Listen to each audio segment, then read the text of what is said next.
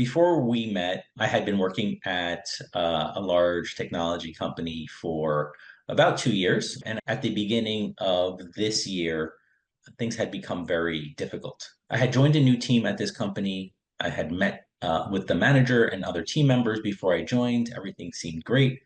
And what I had thought was going to be a very caring manager ended up taking on a new persona when she actually put on the manager's hat.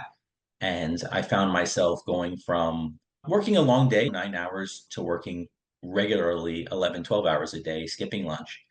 And it just got me burned out. And I was just at a low point and had 20 years of practice in Zen and I meditate. And I had let those teachings and those lessons get pushed down and buried under all this toxicity of the workplace. It was affecting my health. It was affecting my family. It was affecting my happiness. And I was really having trouble seeing a way out. And I kept pushing that aside because it's a good paying job. There's people that would love to be in the position that I was in. I was in many people's dream job, and yet it's not something that I wanted to do. I felt like I was cosplaying. I was a PM at this company, and that was my role, but it was so disassociative where I didn't feel like I was really there. It was like an out of body experience. And I just felt like, wow, this is crazy. I've never felt like this before, where people at work are asking me questions and I feel like I have to look at the script to answer them. When you reached out to me on LinkedIn, you were not salesy. You came across as so genuine and authentic and sincere. Intuitively, I felt like this was the right next step to have to schedule our call. And I thought this is somebody that not only can work with me, but help me. It's not about finding Dean a new job, right? It's about finding Dean. And that was the difference. And that's why I put my complete trust in you, in your process, and in me that, hey, I can do this. We want people in our lives who show up. And so when we had our conversations week after week, I really felt you were present.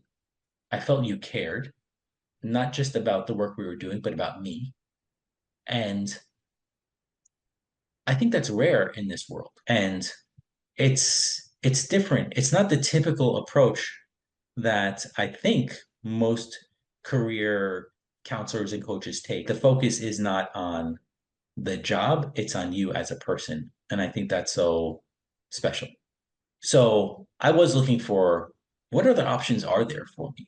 And part of me was like, well, I'll just retire, which sounds appealing at a surface level, but it's also not what I wanted to do because to me that would be like, let me run away and hide. And I didn't want to do that either because I still feel like there's a lot I have to offer and to give.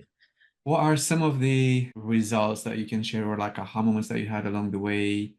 I will say that when we first met, our very first meeting, that's when I was at my lowest. And so working with you over these months, I'm in a completely different place. I've rediscovered that Zen training that I've been doing for 20 years. I've gone back and I've deepened my practice.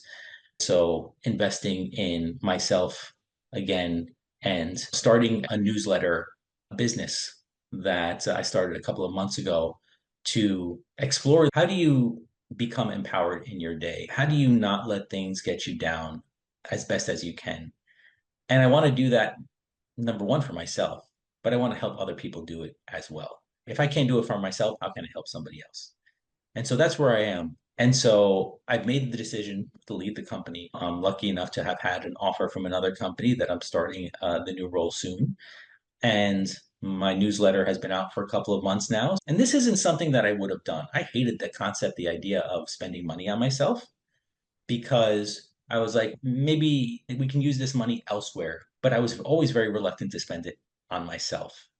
And so I'm viewing it as this opportunity to continue down my product manager role path, while at the same time I'm creating another path that at some point they will intersect and I'll be able to take the other one. And I think that that was key to the work we did together was understanding my work purpose, not just taking a job just to have a job.